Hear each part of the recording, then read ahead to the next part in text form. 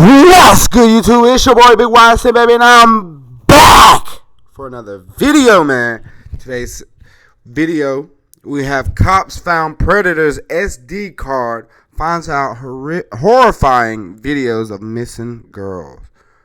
Make sure y'all like, comment, subscribe, join the YSN gang. If y'all not YSN gang, y'all lame. Hit that like button, hit that subscribe button, hit the notification bell while you at it.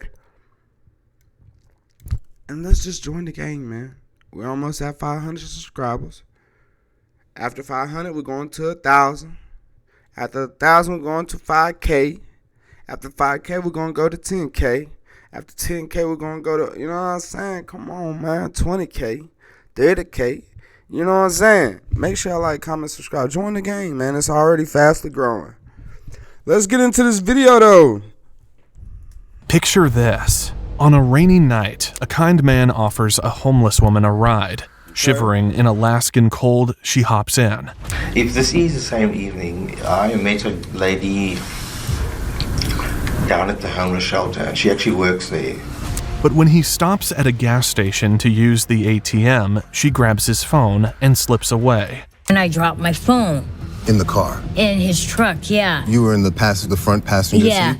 Yeah, and when I reached down, I grabbed two phones.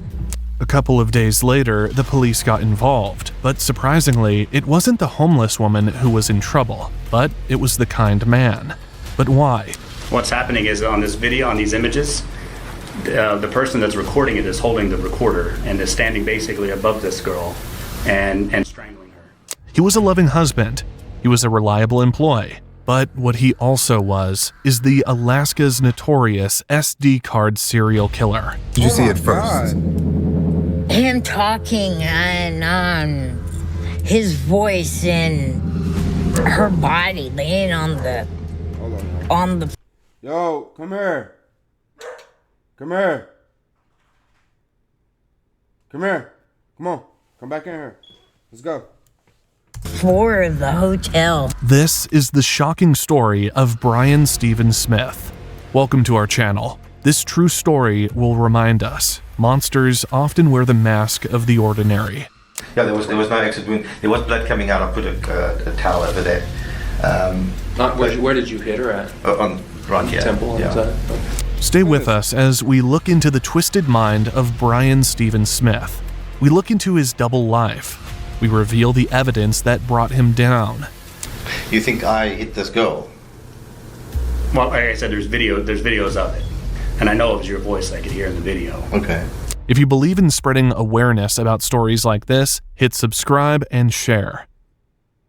Brian Smith lived two completely different lives. At home, he was a caring husband. But when he wasn't with his wife, Brian's alter ego took over. He'd cruise around Anchorage in his black pickup truck, looking for something or someone that fed his dark desires. One rainy night, Valerie Kasler was sitting in her tent, trying to stay dry, when Brian pulled up in his truck. He rolled down the window and offered her a ride. Valerie, homeless and tired of the cold, decided to take him up on the offer. And he pulls up, and I was homeless, living in a tent, and it was raining that night. And he goes, well, it's raining. You want to ride around with me? And, you know, and I was like, sure. They spent hours driving around, even stopping by the airport to watch planes. He didn't seem threatening, just a guy offering company on a wet night. Did you go anywhere? I probably would have driven around a bit, got some food and stuff. Okay. Did you meet up with anybody, talk to anybody? I can't remember. I probably would have. Between us, I have been known to sometimes go out and find a companion, you know. Okay. Did you do that, you think, that particular night? I probably did, yeah. You probably did? Yeah. Okay. So can you tell me about how that evening went down?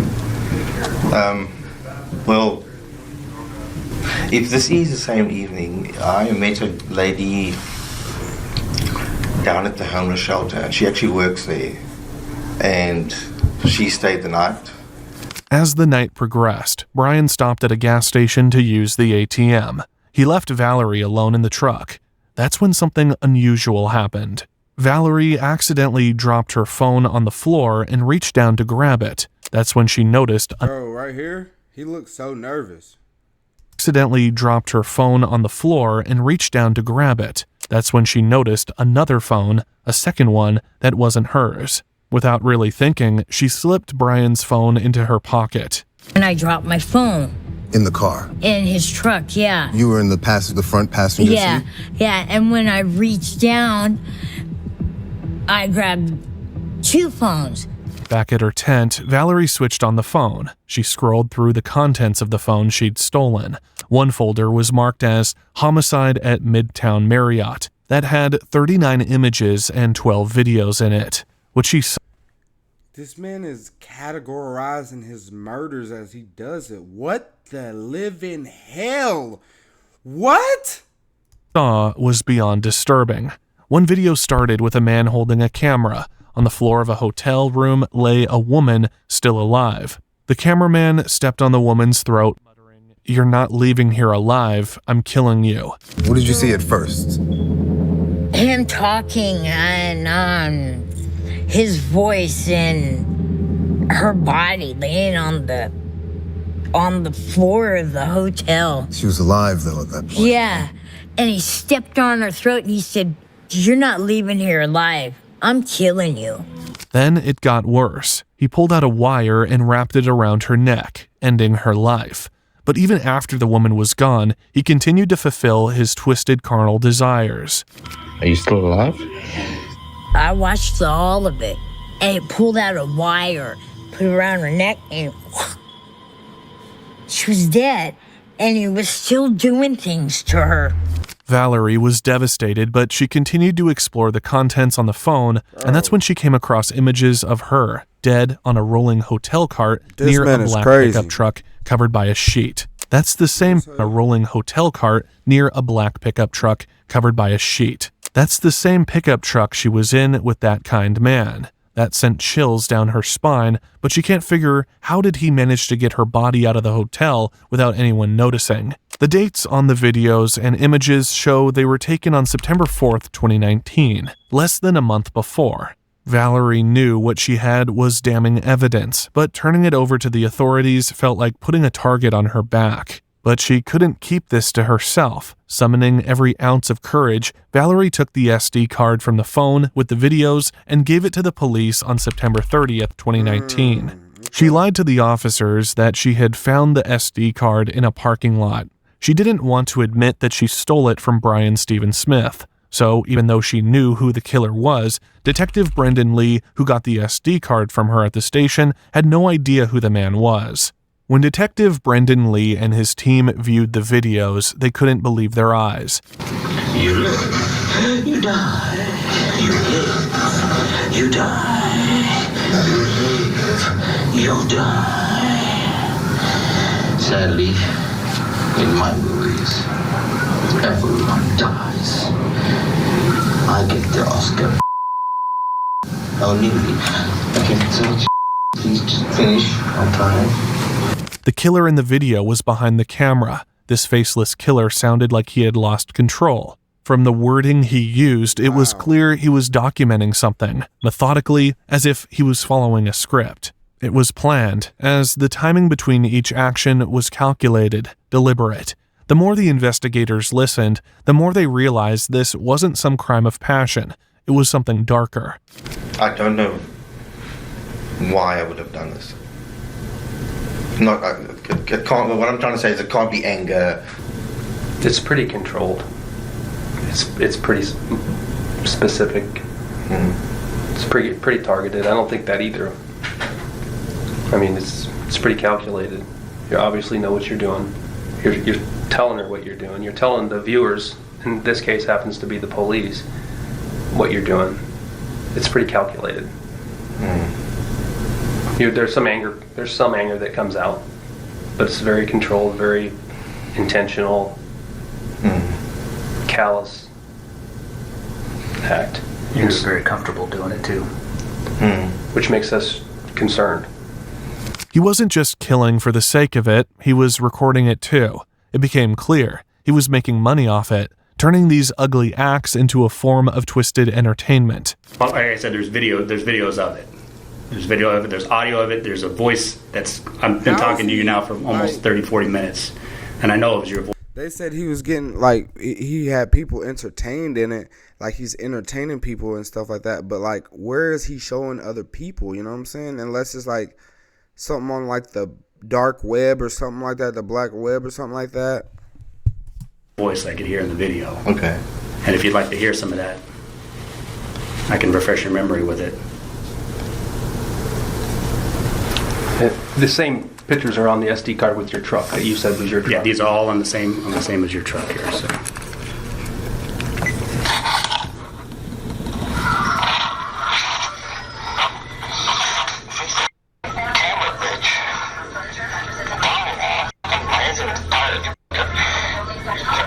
That sounds like me.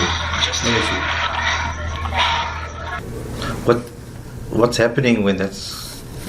What's happening is on this video, on these images, the person that's recording it is holding the recorder and is standing basically above this girl and strangling her.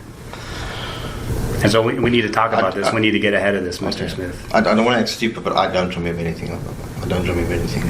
Okay. But this occurred, and like I said, the photos are timestamped. This occurred in that room 323, 323, on September 4th, early mornings. Yeah. At the time that you were at the hotel. The 4th. I'm not denying. I'm not saying you're lying, but I don't remember anything like this. The footage was disturbing. The worst part was when the cameraman placed his foot on the victim's throat, suffocating her. The sound of her dying breaths filled the tape. If you say that happened, if people understand that, you hear that, like, okay, well, I get that. Well, me too. I wouldn't believe someone who said I didn't. You know, like I said to you right in the beginning, if I was on a anger trip or whatever, the first moment you hit somebody, you'll come out of it. You know, you sober up from the first little hit on the person. Well, that's not what you did. Because they kept going for like 30 minutes. Yeah, so that's... You put your hand on her throat, called her some names, you slapped her, you told her she was going to die. So you didn't come out of it. Yeah, you came out of it the next morning when you found the body in your truck, apparently. But then you really can't argue that, because you actually took photos of her 2 days later in the back of your truck of this body you just found in the back of your truck.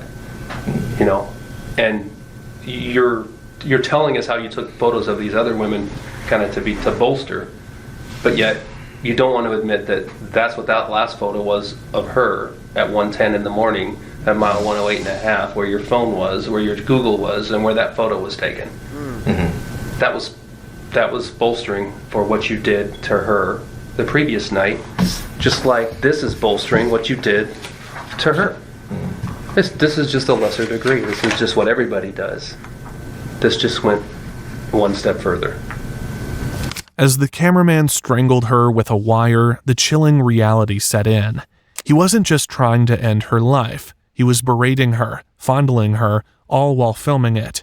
It was as if he was making a movie, like he was creating a sick masterpiece for an audience. Finding something like this was really unsettling. They couldn't see the man's face, but they did hear his voice. One officer immediately recognized the killer's voice. It had uncanny likeness to a man's voice with a similar accent from a previous case. So what you're saying is that definitely you talking on the recording, on the audio there, that you don't recall that?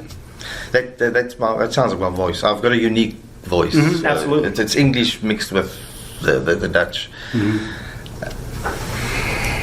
And you talking and like I said, there's about 12 of these videos, and I've watched every single one of them multiple times, unfortunately. Yo, 12! You talking, you know what you're doing in those videos. I mean, you're describing what's going on in those videos. And so, Mr. Smith, I don't believe... He just shook his head, chat. Look at you know what you're doing in those videos. I mean, you're describing what's going on in those videos. And so, Mr. Smith, I don't believe that you don't remember this happening. And like I said, we need to talk, we need to get ahead of this, because this is pretty big here. Yeah. That man had no criminal record in Alaska. He actually reported a crime to the police in September 2019 that, while he was at work, his vehicle was vandalized. The passenger side window was smashed, and his wallet, documents, a briefcase with phones, and some electronics, including a GoPro, were stolen. That man was none other than Brian Stephen Smith. And like I said, I have some stuff I want to talk to you, and I want to hear what you have to say, and I appreciate you being attentive to me. So, like I said, we have some matters we need to clear up with you, and I just wanted to ask you: do you have any idea, any thought in your head about what we might want to talk to you today about? No, my truck was broken into a few months, well, about a month or two ago, and that's why I don't have a driver's license. My wallet was stolen. Okay. And I had some papers that were in the car with me. Okay. And some stuff. Is it about that? Where was it at that your truck was broken into? It was at University Lake. University Lake at that's the one over there by UAA, kind of off Elmore Road. Is that the University Lake? Yes, it's right there between the Native Hospital and Providence. Yeah. Okay. What day was it that it was broken into? Oh, I can't remember. Did you report it to the police? Yes. Okay. And they used my credit card to go buy a whole lot of stuff, so that's what I was worried about. Okay. And one of my bags had a whole lot of confidential papers in it. Okay. Things that I used with my immigration. Okay. And so I was worried about those things getting in the wrong hands, identity fraud and all that stuff. Okay. Yeah. That was all Lee needed to dig deeper. He checked the Marriott guest list from the night the videos were recorded. Sure enough, Brian Stephen Smith's name was right there. Damn. Brian Smith had stayed there from September 2nd to the 4th. A few weeks ago, probably a month or two, I had a fight with my wife and I went and stayed at a Marriott. Okay. It's the one that's behind Moose's Tooth. Okay, Yeah. behind the Moose's Tooth. Yeah. Okay, and what, you said about 2 weeks ago, Yeah. you and your wife stayed there? No, I stayed there. You stayed there? Yeah. What did you say about your wife, though? Oh, we had a fight. So, Oh, you had a fight? Okay. Yeah. So, about what date do you think that was? I can't remember. Okay. I can look on my... Did he not just say 2 weeks ago? Yeah. Okay, and what? It's the one that's behind probably a month or two. I had a fight with my wife and I went and stayed at a Marriott. He said Okay, about what date do you think that was? I can't remember. Okay. I can look on my phone. Okay. Or it'll say like, how was your stay or whatever, Okay, and how many nights did you rent it? Do you have to, as an employee, do you have to rent the room, or how does that work? Oh yeah, I just rent the room, yeah. Okay, and how many nights did you rent the room for? Probably about 2 nights. Okay. Yeah. All right. And when you went to the hotel, what did you do? What was your evening like? Well, after a fight with your wife, you usually drink a hell of a lot, so it did involve quite a bit of alcohol. So okay. They all What do I tell y'all in every Dr. Sanity video, bro? Get off that liquor, bro. Liquor makes you fucking crazy, bro. That's the worst drug in the world, alcohol. Damn! It did involve quite a bit of alcohol, so... Every time, bro. They also got a warrant for his cell phone. For the detectives, it was a huge breakthrough. Now they had a name and a trail to follow. And now is that one like the one you're missing? Because you said you're missing one out of the GoPro. No, well, the whole GoPro's gone. Oh, the whole GoPro's gone. Yeah. But was that the type of card that might have been in that GoPro when it was gone? No. Okay. I've got one of these that I've been using for my 3D printer. Okay. Yeah. So that's why I've got these green ones. The other one's all black. Okay. Yeah. Well, and so like I said, this was brought to APD and given to me, and like I said, I viewed the images and the videos on that SD card. Yeah. And that's obviously that's how I got to you. That's how I figured out who you are. Okay. And that's what we need to clear up that matter of what's on that SD card. Okay, what's on the card?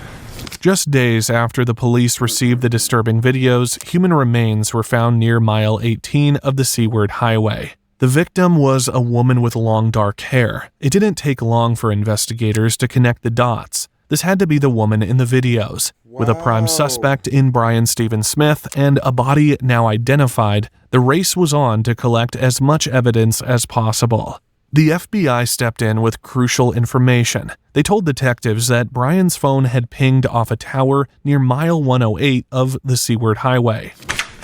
What kind of phone do you have? I got a Galaxy Note 5. Okay. How long have you had that phone? About a year. Okay. Yeah. And is that phone linked to that number you gave me a minute ago, 205? Yeah. Okay. So you've had that phone more than a year, or that number? Or how long have you had that number?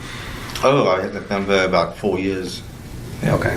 All right. So part of the way this investigation has gone so far is that we got that number based on records, state records that you've given it for many different reasons. We linked that number to you, and I obtained the records from AT&T via search warrant. And what that entails is basically the way your cell phone works, and you probably know this, is when as you go around town, your cell phone pings off towers that are all over Anchorage, and it shows us basically historically of where you've been. Okay. It was a key piece of the puzzle. The phone data and the photo aligned perfectly with the time and location where her remains were discovered. This was the smoking gun investigators needed to tie Brian to the crime. The victim's name was released on October 10th as 30-year-old Kathleen Jo Henry. She had been active on social media right up until 5 days before the videos were taken at the hotel.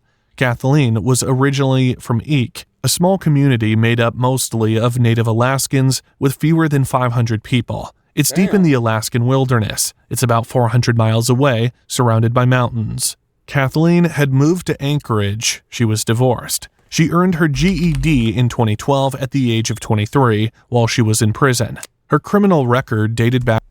What the fuck? What the hell? What the helly? Yo, Shawty, what happened? Kathleen had moved to Anchorage. What was you doing? She was divorced. She earned her GED in 2012 at the age of 23 while she was in prison. Her criminal record dated back to 2007 with multiple charges including assault, disorderly conduct, drunk driving, resisting arrest, and theft. Most recently, on January 12, 2019, she had assaulted someone in the 4th degree.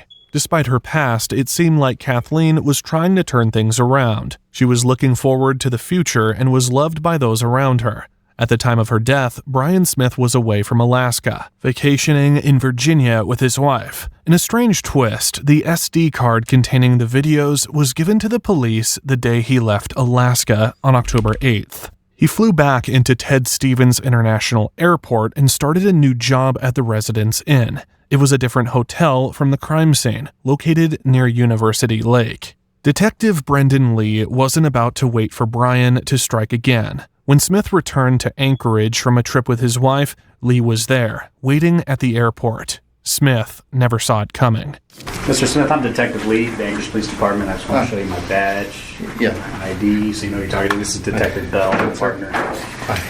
We have some matters we wanted to clear up with you and talk to you today, so I appreciate you coming up here with these guys and talking to me. Obviously, we're here at the airport.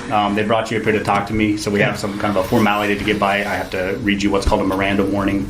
Do you know what that is? Yes. Okay, so I'm going to read this to you, and if you have any questions at all while I'm reading it, just feel free to stop me and ask me, and I'll explain it the best I can, okay?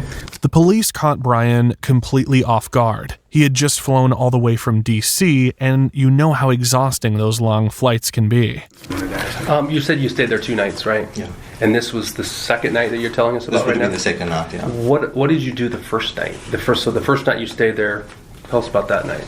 That night, I would have probably just fallen dead asleep, if I can put it that way. Okay, so that you didn't have somebody else, you didn't meet another companion, have somebody else there the first night? No, I would have been like just tired from the fight. You know, you're mentally tired. You just want to go home and just. Brian had just endured a grueling 10-hour flight across 4 time zones. He was drained, both physically and mentally. The timing couldn't have been worse for him. Exhaustion had stripped away his sharpness, leaving him vulnerable and unprepared for what was about to come. Yeah.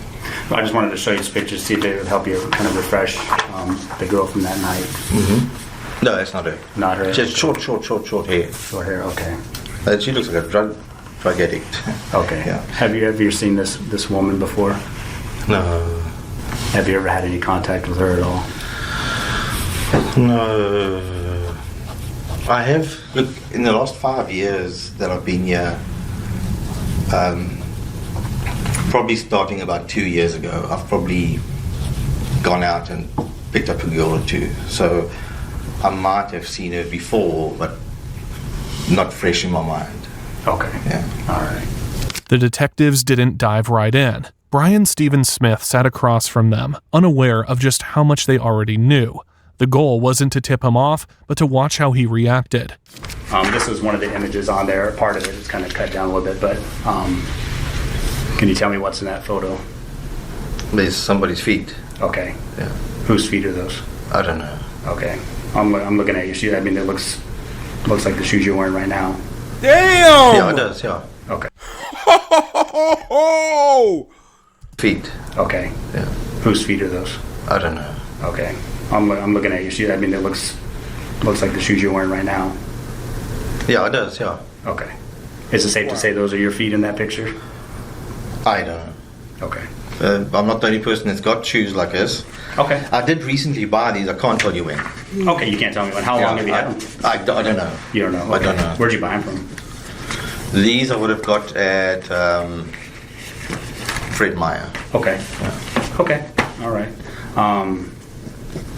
I just want to show you some other images here that, and like I said, I've watched the videos and the images on there, and I've watched them multiple times, and that's why we're here. That's how I knew to talk to you. So these are just some of the other images on there. Okay. So what can you tell me about these photos? This looks like someone that's already been beaten up a bit. Okay. And these are images. These are images, but there's also videos of this person. Yeah. And another person in the room as well. And that's why we're here to talk to you about. How many people in the room? At least 2. Oh. So we need to address this. We need to clear this up. Okay. Mr. Smith. You think I hit this girl? Well, like I said, there's videos of it. There's video of it, there's audio of it, there's a voice I've been talking to you now for almost 30, 40 minutes, and I know it was your voice I could hear in the video. Okay.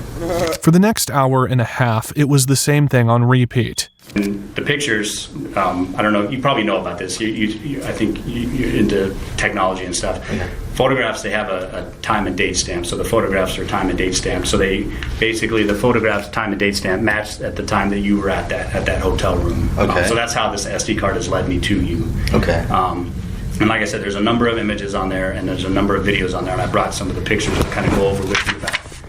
Brian sat there, shaking his head, insisting, "I didn't do that," over and over like a broken record. His constant denials weren't a surprise, but they were watching for cracks in his story that might give him away. The same pictures are on the SD card with your truck that you said was your truck. Yeah, these are all on the same as your truck here. So what's happening is on this video, on these images, the person that's recording it is holding the recorder and is standing basically above this girl and strangling her. The detectives weren't buying it. They had evidence. They had the videos. And they had all the time in the world to wait for him to slip. So then I just have more photos, and then this is more of the images that were on the phone. And this one's out in the parking lot, your truck again. Do you recall that? Who would record stuff like this? That looks like a Marriott card. That looks like my truck parked over there. It is. I do not remember anything like this. Honestly. Where is this girl now? I don't know. She's not the girl I picked up. I can tell you now, she's not the one I picked up. The one I picked up was short hair. And I dropped... Uh-oh. He fucked up. And I dropped what? And I dropped...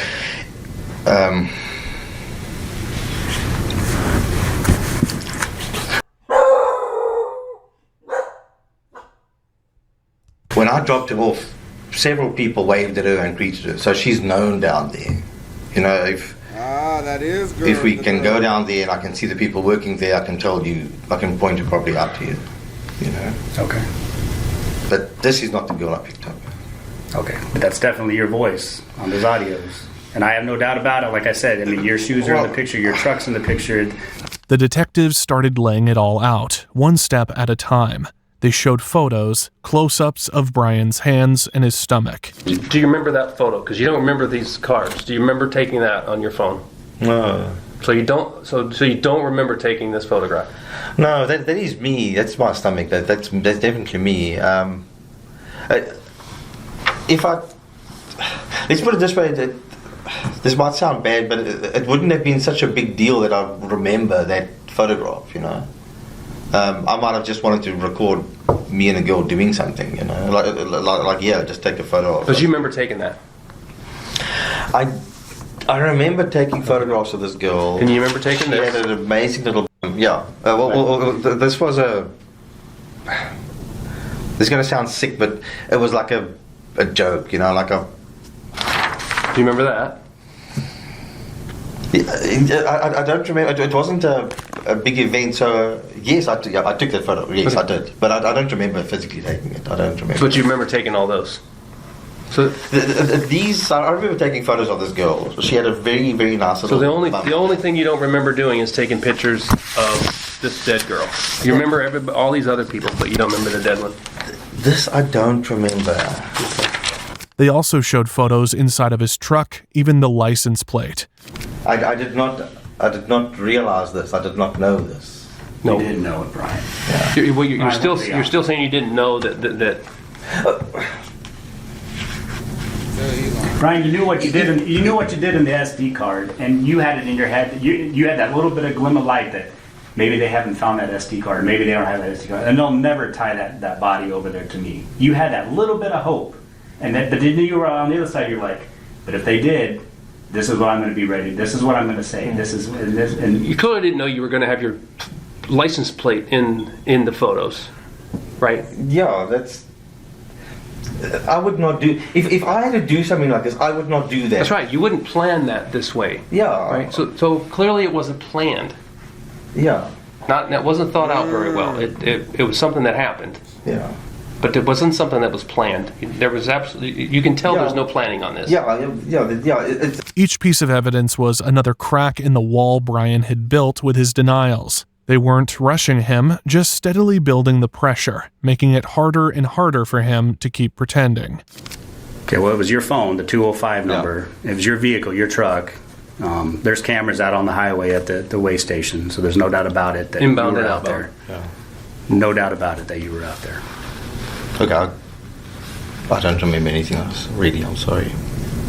I think you do remember it, Mr. Smith, and we need it. And like I said, we need to talk about it because right now, this right here is a small portion of this investigation, but this is just a small part of a very large investigation. And we're talking to people. We're talking to your wife. Okay. When have you spoken to her? We're talking to her right now. Right now. Okay, and like I said, this is. I mean, this is going to hit the news, and this might be your one chance to talk to give your side of it, to give your story. And that's why I'm here to talk to you today. I didn't have to come here and talk to you. I could have just had him take you. But I wanted to give you that opportunity to explain this because we got the evidence. We know you were out there. Your phone shows you were out there. Yeah, well, it's showing it, yeah. I'm not... So we need to talk about it. We need to address it. It took a couple of hours, but Smith starts to crack. Yeah, well, look, this sounds very serious. No matter what, I'm going to be in deep shit. So, okay, I'll tell you what I remember. Okay. The next day at work, I saw something dripping out the back of my truck. And I was like, what the hell? And I opened up, and there was somebody there underneath. There was a blue, like a top at the back of my truck. And the back flap doesn't really lock. I've actually put a padlock on now since then. And I saw somebody, and I was like, what the hell, what must I do, what must I do? And because I've been out before, I thought, who's going to believe me? It's like the guy that gets stopped and he's got drugs in his pocket and it's like, it's not mine, that's the way I was feeling, no one's going to believe me. So I was thinking for a long time, what the hell, what must I do? And then the one night I thought, well, I've got to get rid of this. I can't. And I drove out, and I did. went and dumped it. But I was thinking of phoning in and saying, hey, I saw somebody standing there, you know, that didn't look good. So yeah, I did dump it, but yeah. Okay, I appreciate your honesty. Brian Stephen Smith was the kind of guy you wouldn't think twice about if you passed him on the street. On the surface, he seemed completely ordinary. He went to work, came home to his wife, and took vacations. But beneath that everyday exterior was something much darker. He was living two separate lives. One was the picture-perfect husband and co-worker. The other, a calculated predator. And we can tell that this is something that's going to be hard for you to talk about. Well, we can tell you that you're not telling the truth about remembering this event. I do not remember this. On the videos, on several of them. Yeah. In my movies, sadly, everybody dies. Bitch, what are my followers going to think of you? People need to know when they're being serial killed. These are things you're saying to her while you're doing that. Why would I say that? That's stupid to say things like that. You weren't anticipating that we were going to get a hold of this card, and you weren't anticipating that the railroad was going to drive by and see bones laying on the side of the railroad track. Damn. You didn't anticipate that. What do you think a normal person, reasonable person, if I came out and I found a dead body in the back seat of my car or in the back of my truck, what would a reasonable person who's never had any contact with the law, as far as I know, right? Never had any negative contact with the law. Bro, if that was to happen to me, knock on wood, hopefully it doesn't. Bro, I'm calling the police. There's a random ass dead body in the back of my trunk. Why would I go dispose the damn body and then I'm putting my handprints on a dead body? So then you're making it even worse. Like, what? Like, it's not making sense.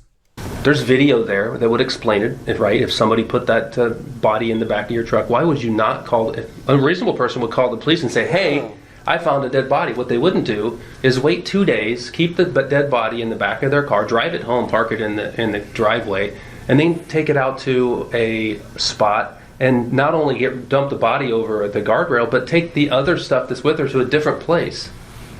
What does that look like? And then take pictures of her in the back of your truck. Yeah. So nobody else could have done that. For the police, this hidden side of Brian Stephen Smith was finally coming into focus.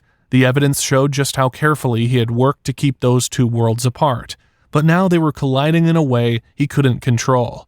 Brian Stephen Smith's story began far from Alaska in South Africa. Life there hadn't been kind to him. A failed business deal had drained him financially, and he was looking for a way out. That's when he met Stephanie, a folk singer from Anchorage, Alaska. They connected through an online game. What started as casual chats quickly turned into something deeper. Stephanie, older and full of life, fell hard for Brian. For him, it seemed like an escape, a chance to leave everything behind and start fresh. There's nothing left for him in South Africa. When Brian moved to Alaska, he found comfort in the Alaskan wilderness. The vast landscapes reminded him of home. But life with Stephanie wasn't as picture-perfect as it seemed. Brian struggled to adapt to her world. She was older, with an established circle of friends who tried to welcome him, but he never quite fit in. Did you do this to her because you were angry at your wife? No. And your wife rejected you, and you were, what? No, my wife has never rejected me, but my wife actually, she wants to have a more physical relationship. But it hasn't been happening, right? Yeah, it hasn't been happening. It's difficult it's complicated to understand. I once told her that she spoiled sex because it's such a procedure to get the whole thing going, you know? The age gap didn't help either. While Stephanie wanted stability, Brian's wandering eye was already leading him down a different path. Who's that? That's a girl that I met, and we screwed a little bit, and once more time I cheated on my wife with this one, and she was passed out drunk. Yeah. And when was that? This was actually recently, a few weeks ago. After or before you were at the hotel? After this, yeah. Yo, this man is wicked. She was drunk out of her mind. Yeah. So after this, where did you meet her at? So did you pick her up? Yeah, this girl I picked up, yeah. Where'd you go? I can't remember. Before long, he found someone else, Alicia. She wasn't just an escape. She shared his appetite for something darker. Alicia Youngblood was a young woman Brian met at work. She was someone who brought excitement into his life. At first, they were just drinking buddies, but it quickly escalated into something far more intense. Their relationship thrived on secrecy and risk. Alicia wasn't just interested in Brian. She craved violence and danger. It was what excited her, what kept her intrigued. She also liked hearing about dark, twisted things. She told him all these wild stories about herself, stuff about being chased by the FBI and robbing banks. Brian knew they weren't real, but it didn't matter. In my mind, I was gloating to, well, not gloating, but I was, Alicia and I were doing our little jokes about things. This instant here, my little private joke in my head was that I actually took her to a real site, we both, well, she thought that we were both joking about it, you know, because like I said, we were joking about it, all about little things, you know. But you made up the other part about where it happened and that kind of stuff. Yeah, all the other stuff I made up, and it was, this just happened to be real, you know. Alicia's stories opened a door for Brian to fabricate his own. One day, in the heat of their conversations, he claimed he had killed someone. She loved it. She loved him for it. So he decided to take her to the dumping site. I actually took Alicia there because I was boasting. You took her to yeah, I was boasting to her, and but I knew. But this is like a year after, or 2 years after. You took her there about a year after it happened. I knew it wasn't there. I knew the person wasn't there because I'd driven past a few times. From the road, I could see that what I'd covered with was not there anymore. Okay, so somebody had found it. So that's why I know you guys must have somebody found the remains before you took Alicia out there a year later. Yeah. Do you remember when you were out there and noticed that it was found? I think I actually went past a few months later, like 3-4 months afterwards. Okay, and so you took Alicia out there would have been in this time of year, maybe in 18? July, August of 18? Yeah, around about this time, yeah, because it was close to, yes, she left in August. So it was, this whole thing of ours was like, because we knew she's leaving and stuff, so our whole thing like transcended the month before August. For Brian, the affair with Alicia wasn't just about physical attention, it was about the power of living a secret life. Alicia's influence pushed him into a world where fantasy and reality began to blur. With every made-up story and every shared moment, their bond deepened. But this wasn't just a love affair, it was a dangerous game, and it was only a matter of time before the line between fiction and fact disappeared entirely. Turns out, Brian Stephen Smith had a Quora account under the name Bradley Phillips. You know, the site where people ask and answer questions. He was pretty active on it, but what it revealed about him wasn't great. In fact, it painted a picture of someone filled with hate. Detectives knew they were dealing with two sides of Brian Stephen Smith, the devoted husband and hardworking man versus the secretive, reckless killer. They decided to lean into this idea, urging good Brian to come clean about the crimes bad Brian had committed. Smith knew he was cornered. He had killer. They decided to lean into this idea, urging his fact it painted a picture of someone filled with hate. Detectives knew they were dealing with two sides of Brian Stephen Smith, the devoted husband and hardworking man versus the secretive, reckless killer. They decided to lean into this idea, urging good Brian to come clean about the crimes bad Brian had committed. Smith knew he was cornered. He had no explanation for all the evidence against him. What do you think of yourself? I don't like it. I'm disgusted that I've done something like this. Do you think that, and I'm not saying it was entirely intentional, but do you think that you, the good Brian that we're talking to, apparently we haven't seen the bad Brian yet because bad Brian did this, do you think good Brian wanted bad Brian to get caught? That's why somebody made it so easy for us? So yes, so we're not at a stalemate. I've done that. I just don't know why. You just have no explanation for good or bad of why you did it, why it happened. No. The photographs are stupid. You say that somebody took the SD card out of my truck, and I said no, give it back. It belongs to work or something. That's what you said. If I knew. If I was trying to hide away and not get caught, I would not let something like it happen. I wouldn't have Seems an SD careless. card. I wouldn't have an SD card. But all this seems careless too. Very, yeah. That's somebody that wants to get caught. And you're in a hotel room, for God's sake. In your own hotel, in your own chain of, using your own name with your own employee discount. Yeah. With your own truck. Documenting every step of what you did. After hours of questioning, Brian Stephen Smith finally gave them what they were after, a full confession. I hope that someday, when you are ready to talk about this, that you're willing to do that so that we can learn and so that we can understand that. Because what we've been doing for the last week or days is looking at that thing, that video and those photographs, studying you and trying to figure it out. So if you ever get to that point where you're willing to talk and tell us why, if you can figure that out, I owe you that. I would appreciate it. Yeah. Keep that with you. Well, if I'm going to prison, I'm not going to... You'll get to keep that. You get to make phone calls. I got no one to talk to now. What's that? I've got no one to talk to now, so none of my friends will ever... Well, this is my fault. I've dug my own grave here. I did this to myself. I can't blame anybody else, you know. So, Brendan, yeah. The one thing I wanted to ask you is your truck. Did you ever wash it out, spray it out, anything like that? After she was in the it. body. Are we going to find biological evidence in your truck? Did you bleach it? Did you wash it? At the back, I had a piece of carpeting at the back, and there was a bit of blood on it. So I cut that piece of carpet out and I tossed it in a dumpster, and I did spray bleach on there to try and kill the germs and whatever. That was a wise thing to do, unlike everything else. So yeah, so you'll see the back of my truck. It's cut. You know. The detectives were ready to wrap it up.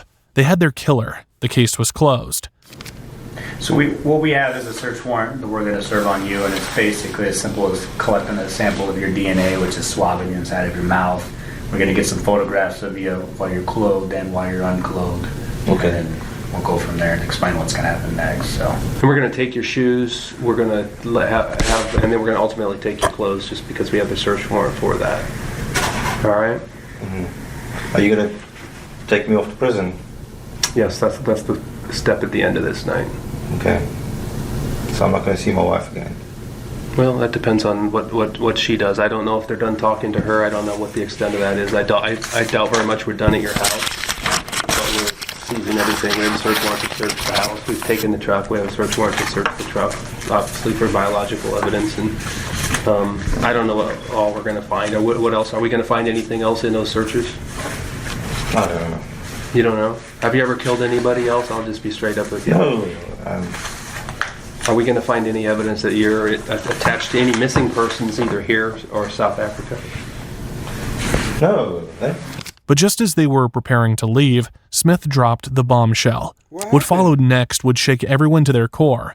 The confession wasn't just about the murder they already knew about. Smith was about to reveal another victim, one they hadn't even suspected. Are you guys in a rush to go home? Are we in a rush? Yeah. Do you want to talk some more? Yo, this nigga, what? I've never seen some type shit like this. We're not in a rush. We got all night. I have 2 days. I saw your ears do that. You know what? I mean, that's what we do. We love to talk. Some time ago, I can't remember when, picked up a very drunk girl. My wife was gone. She was away for the weekend. I had to go home. And Brian Stephen Smith, who had been oddly composed up until that point, suddenly volunteered details of a second murder. At first, the detectives couldn't believe their ears. That's when it hit them. This wasn't just a one-time thing. They had a serial killer on their hands. We going to find any evidence that you're attached to any missing persons either here or South Africa? No, that's big talk. That I told you that was just big talk between. Okay, I wouldn't be doing my job if I didn't. Yeah, ask. you have to ask. Yeah. Right, you know, because the video that we watch, frankly, it doesn't look like an amateur. Everything else does, but it doesn't look like the person in that video. It doesn't look like it's the first time they've killed somebody. You're enjoying yourself, killing her. He wasn't just confessing to murder. He was opening up a Pandora's box. It was a breakthrough moment for the detectives. The hunt wasn't over. It had just begun. Smith wasn't done. There were more victims. I know you guys are doing the good cop, bad cop. We're not really trying to do that. We're both pretty good cops, I think. I say we're pretty good, yeah. That's what I can't understand. You're both trying to be good. Who's the Well, bad? we are just good. We don't do the good cop. And, and I appreciate that. And everything you've done I really appreciate that. I know I'm going to burn already, so, and I don't want you to have to waste your time. We appreciate that. But yeah, so I shot this girl and then I went and dumped her out on that little side road going towards Butte when you turn off the highway. By the Exclutant power plant? Yeah, around about that area, yeah. You must have found her. You may have. How long ago was that about? Oh my God, 3 years ago. It was a long time ago. What time of year was it? It wasn't winter because it was green. Okay. Yeah. So fall or summer? I don't know. Okay. I'm really sorry. When I say I don't know, I mean it. Okay. You know? I'm sorry. I appreciate it. I'm saying really all the time. I can believe that. It's been 3 years. Yeah. His wife was out of town, so he went out for a drink. He hit the streets looking for some liquor when he saw her. Yeah, my wife is gone. Yeah. Do you remember where she went? No, but she usually goes to her aunt in Kodiak. She usually goes and visits there now. Her aunt? Oh, yeah. Okay. This girl was... I'd also just gone to the Safeway to go get something, and as I was driving off, she was on the side there, and she actually seemed like a nice person. And she wanted booze, I knew that. She was drunk. She had a half a bottle of R&R on her there. And I think that's actually why I stopped, because I had some booze, but I didn't know if I had enough, so I was like, you know, that attracted me to her. I picked her up and I said, hey, you want some warm food and a warm place to sleep tonight? And she was like, yes, sure. She jumped in, but she was really drunk. She was slurring it. He brought her home, but he was nervous. He was afraid she'd leave behind her scent and that his wife would notice, so he told her to take a shower. He went to the garage, grabbed his pistol, and told her to go to the shower. When she refused, things took a darker turn. I took her home and she fell asleep on the couch in front of the TV, and she was smelling. I knew she was homeless then. You know, she was stinking, and I was getting upset. And I said to her, "Go take a shower," you know, because now there's smell in the house. You know, Stephanie would smell like there was a homeless person in the house, and she wouldn't do it. She kept saying no, and I was worried that she's going to vomit now, because then I realized that she really had been drinking a lot. No excuse, but I'd also been drinking a hell of a lot. Like I said, when Stephanie goes, that's Brian time. I can, or as you call it, Brad time. I can let my hair down. I can just relax and get rid of the whole stress of being married all the time. And I don't know. I clearly remember this. And again, I'm not lying to you. I don't remember. I can't visualize this girl. But I went through to the garage and I got my little pistol there. And I said to her, go shower, and she wouldn't. And I I just did that, and I While she was on the couch? yeah, I just shot her. There was no. The messed up thing, I can tell you honestly, there was no emotion there. It was just, you're not listening to me, go shower, you're not listening to me. You know, I knew that the longer she stays there, the worse trouble I'm going to get in with Stephanie. His wife never saw it coming. She didn't notice anything off, never suspected a thing. The police spent 12 hours searching their home, collecting everything they could find. Among the items were electronics and a handful of SD cards. Come here, man. Stop barking. Clues that would soon unravel the horrors he had been hiding. One of the things that we're doing, obviously, when in searching your house and searching your electronics, is looking through that. Is there any other evidence or things on your computers or your phones or anything else that are similar to this? Any videos of you doing anything? Any photographs of dead people? Anything like that they're going to find that we need to know about? No. Like I said, the only thing is that girl that was on that sheet, that was under that suffocating girl. That's I might have saved that. Okay, and you will find some videos of me and Alicia. The evidence lined up perfectly with Brian's story. 6 months earlier, a human skull had been discovered at a site he mentioned. Smith had said it was pierced by a bullet. So that, if we got you a computer with Google Maps or something on it, would you be able to and be willing to show us about where you think you might have? Yeah, I can show you further out there. We appreciate that.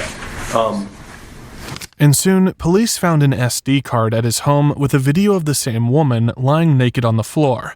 Forensics confirmed the victim was Veronica Abuchuk, a woman from Alaska who had disappeared from the streets of Anchorage. Turns out, Veronica had been Valerie's best friend. Yes, the same homeless woman to hand over the SD card to Detective Brendan Lee. Valerie loved her deeply. They both had their own battles with alcohol, but they were like family to one another. Valerie remembered the last time she spoke to her friend. Veronica had told her she was going to La Cristo to get a bottle and meet up with someone. Valerie never imagined it would be Smith, and that would be the last time she saw her. Veronica was my best friend. And I loved the hell out of her. I knew her daughters, you know. They wasn't working girls. They were just women that had drinking problems, you know. I remember the last time I talked to her. She said she was going to the liquor store. She's going to get a bottle. And she had to go meet up with somebody. That must have been him, because that was the last time I ever saw her. 48-year-old Brian Stephen Smith, an immigrant from South Africa who had just become a U.S. citizen, pleaded not guilty in court. He had already confessed to both killings. In a press conference, Anchorage's deputy district attorney revealed that a grand jury had indicted Smith on 13 felony charges. Smith confessed to being the man in the video. He admitted to sneaking the body out of the hotel and into his truck. He even confessed to dumping her body and to committing another murder, the murder of Veronica. Smith's photo evidence and his confession left no doubt in the minds of the detectives. They had their man, and the case was all but closed. So how will Smith defend himself in court? How will he prove he is not guilty? Well, Smith tried to claim his confession was nothing but a role-play scenario he had created with Alicia Youngblood. According to Smith, the story about meeting Veronica, taking her home, and shooting her was just a fiction he made up. Smith suggested that he had to cover his tracks. Alicia might have been the one who told the police about the second murder. Well, at the time of his confession, Alicia didn't know the police was onto him, but after his arrest, she came forward with her side of the story. Youngblood secretly called the tip line. When police spoke to her, she was nervous but eventually shared what she knew. Alicia told them Smith had shown her a video of a dead woman, a video that left her convinced it was real. In the footage, Smith was holding a GoPro, and what he did to the woman disturbed her. Would you remember her hair length? Anything distinctive about her clothing she might have been wearing? No. Come here. No. Remember her name? No. Do you remember reading anything about any remains being found? No. And I actually did look. Okay. Yeah. So actually, I did lie to you guys. Those pictures I showed Alicia, they were the real ones. Of what? So that was a real photo of you doing that to the person you shot. Was that before or after you shot her? After. Okay. Yeah. And so I actually did show that to Alicia, but I deleted those photos. From what? What were those photos on? They were on one of my old computers that I sold a long time ago already. Alicia had once been enamored with Smith, but after that moment, she wanted nothing more to do with him. She tried to get him to share evidence with her so she could help the police, but now he was careful. The trial for the murders of Veronica Abuchuk and Kathleen Henry began in October 2019. Smith's past finally caught up with him. It was time to show the world what a monster he is. Witnesses shared their stories, and the evidence against him was undeniable. The chilling photos, the videos, and the confessions painted a clear picture of his horrific acts. Every detail brought the courtroom closer to the moment when Smith would be held accountable for the lives he had taken. Smith appeared calm as witness after witness laid out evidence against him. It was almost as if he believed he could escape the truth. But the smoking gun came when the prosecution presented something that couldn't be ignored: Smith himself. His own words, his own actions, the evidence from his phone, the videos he had taken, and his detailed confessions. In the end, a jury of 12 men and women didn't take long to reach a verdict. They delivered it, guilty on all counts. Damn. Then came the sentence, 226 years in prison. It was a life sentence in every sense. No possibility of parole, no chance to ever see freedom again. His twisted reign was over, and the justice for his victims had been served. Smith was careful not to provide Alicia Youngblood with any proof that could tie him to his crimes. Alicia left Alaska, and the authorities later received news that she had passed away in Oklahoma. Her death was believed to be a suicide, a tragic end for someone who had once been determined to expose Smith's crimes. Then, in 2024, another woman was positively identified from the vast collection of photos from Smith's phone. Several photos were found in his phone in which she was either unconscious or dead. Cassandra Boskovsky is missing since 2018, but her family believes he killed her. Since that time in 2019, Cassandra Boskovsky has not been seen by anyone. No one has heard from Cassandra. In photographs, Cassandra Boskovsky smiles widely at the camera. The evidence uncovered in his case hints at a pattern, a dark urge that didn't start or end with Kathleen Henry, Veronica Abuchuk, and Cassandra Boskovsky. The sheer number of SD cards recovered from his home suggest he operated under the radar for far too long. This isn't just a story of what happened, it's a warning of what can still happen if we don't remain vigilant. The search for answers doesn't end here. As South African authorities dig into Smith's past and investigators reopen cold cases, the possibility of uncovering more victims feels less like speculation and more like inevitability. This story is far from over. Make sure to like and subscribe to the channel. Hey man, that's one of the most crazy serial killer videos ever, bro. This man is a wicked type person, a person that you don't want to be dealing with. You gotta watch your surroundings, y'all. You gotta watch your surroundings. Bro, because you don't know who these people are, bro. You got people out here ready to kill somebody and are on the edge like this and can snap at any moment, and it just might be you. But anyway, make sure y'all like, comment, subscribe. Join the YSN gang if y'all not YSN gang.